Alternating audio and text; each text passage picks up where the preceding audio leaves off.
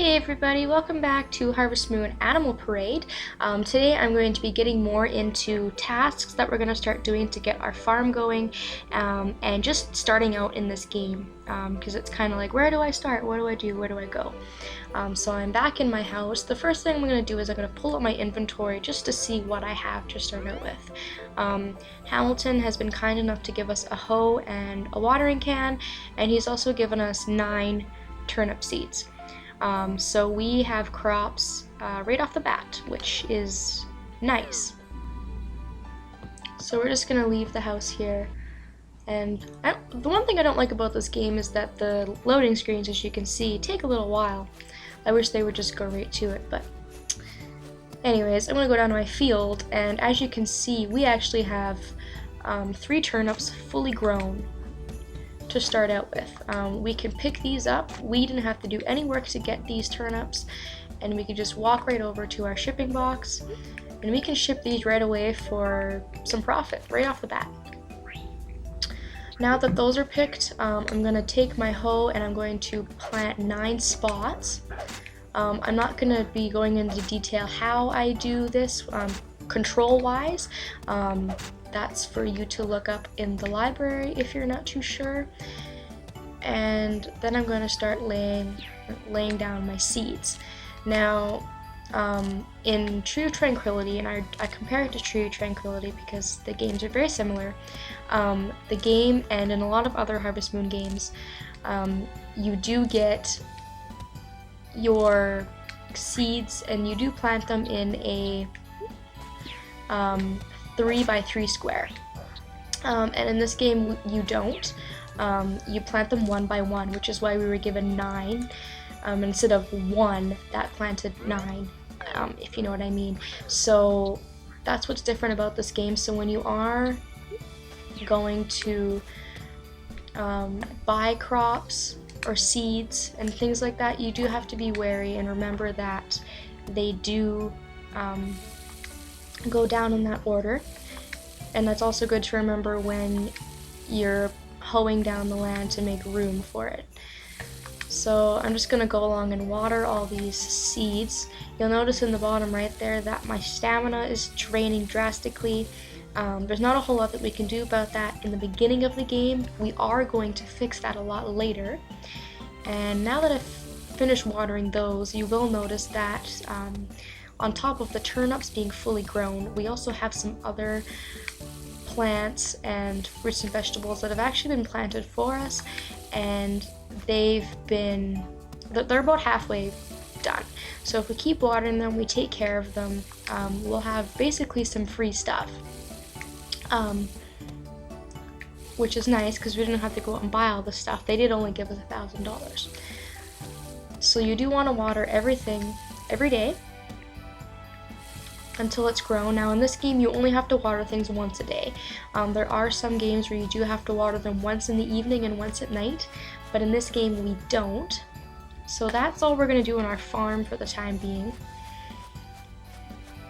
I'm actually going to go right to Harmonica Town after that. I still have quite a bit of stamina, so what I can do is I can either go and talk to a bunch of people. That takes up no stamina in this game, or I can continue using my tools just to power them up at the end of the day if I do have stamina left, which is what I do suggest doing. When you do power up your tools, they do take a lot less stamina to use, which is nice because you'll have a lot more energy to do a lot more things in the whole entire day. So this is Harmonica Town. I really love the setup of the town. I think that the game designers did just a fantabulous job of making this place look, like very, I don't know, it just looks very cool. I like it a lot. So Finn suggests we're going to see Hamilton, and that's actually what I came here to do. City Hall's the first building, and we're gonna go talk to Hamilton to get kind of our first thing that we have to do in Harmonica Town as a new citizen. So it's just Hamilton working here, doing nothing. I've been waiting for you. this is Harmonica Town Hall. You can buy land plots here. So do remember that you can buy additional land from Hamilton if you need to later on. But he's asking us to go introduce ourselves to everyone in town. Now, Hamilton's lying to us. We don't have to go and see everybody in town. There are a few people that we don't have to go and see. And once you actually do visit everybody, you will know because a cutscene will pop up. I haven't left yet because I forgot to mention that in any building, time does not pass. I could go make myself a snack, come back 20 minutes later, and it would still be 12:40 in game time. So if you do have to take a break, do remember that for later times that we can find in and amongst town. The first place is the photography. If you read the sign, it'll tell you what kind of store it is. Simon's Photos, it'll tell you the business hours and also when they're closed. So we're just gonna waltz right in here.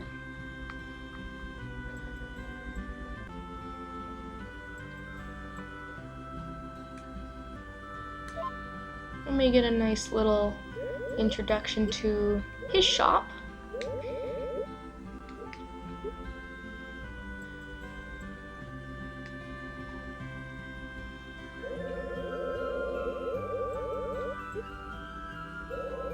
My name is Simon. I'll tell you his name and what he's been doing. And he's very, I don't know the word for it. He's a very good host, I guess. And he even gives us a camera to use. So we do get free stuff from him. So you can take your own pictures, or you can come back to Simon's and he'll take a picture for you. So you get camera added to your help menu to get to know how to use it. If you press the minus button on your Wiimote, it'll bring up your album and how many pictures you've taken or how many pictures Simon has taken for you. So remember that. But for the time being, there's not a whole lot to do here. There's no one else to meet in Simon's store. If you like, you can talk to Simon and see what he has. He has some stuff you can buy, gold camera, some frames, you can hang pictures up in your house, and things like that. So, next place I'm going to go is just across the street here. I'm going to start on the bottom and make my way up. I'm going to go to this building first. This is Sonata Tailoring. So they make all of our clothes that we can change into. Very colorful store.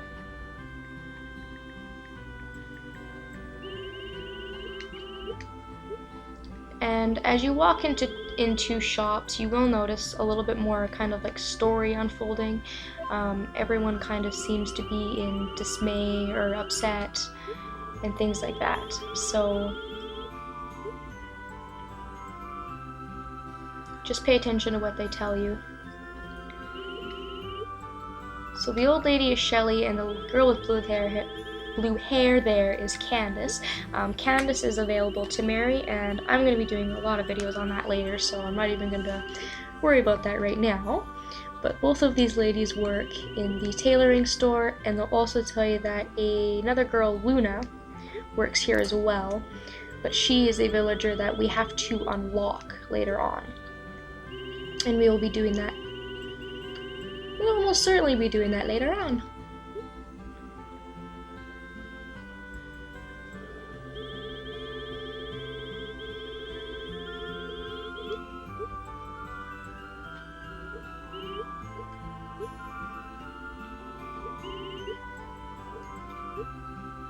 So they don't have much to sell us.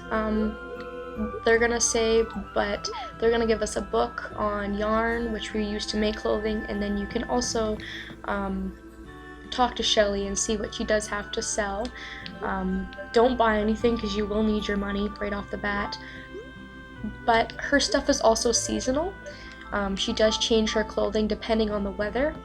Once fall and winter starts to sell in, she changes her clothing to a lot warmer dressed clothing so that you can walk around and not be frozen to death, I do suppose, which makes sense. So the next building over we actually can't get into, but as we walk by it, we get a scene about it. Now this young lady is also available for marriage later on in the game, and I have all sorts of opinions about her.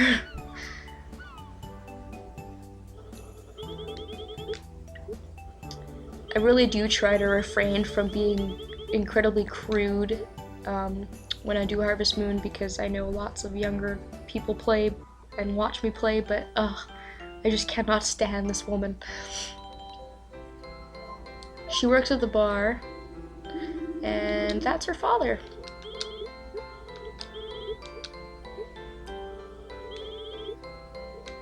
And she'll tell you that they're also out of supplies. The ship isn't sailing, so they don't have much to sell at their bar, so they're also closed. The whole town is slowly withering. I've heard rumors that the goddess tree is dying, so that's a key thing to remember. The water and the wind seem so lifeless. Things like that. Everyone's kind of sad in this game to start out with. I'm Kathy, and that's my father, Hayden, so she will reveal that her name is Kathy.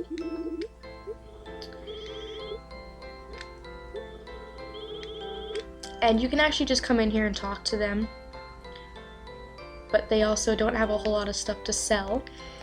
Before I leave the bar, I should mention that you can actually look at people in the game. If you press the C button on your nunchuck and you use the directional pad to move over, it'll say people you've met, friends, and it will tell you their names and also how many hearts they have. And this game is unique because you can actually stalk people. If I was to go to Kathy and I said track this person, yes, and I go out of my menu, it'll tell me where she is. She's in the brass bar, which is where I am now. So if you ever need to find somebody to give them a present or anything like that, that's a good function to use, and you can of course unstalk them by just going back, and it'll ask you to stop tracking this person. So that's easy and simple enough. Now I've talked a lot in this video and I actually didn't realize how much video time has gone by, so I'm going to be doing the other half of the town in the next video. There's still a lot of people that we have to meet before we can continue on. So thank you all so much for watching, and I'll be seeing you all later.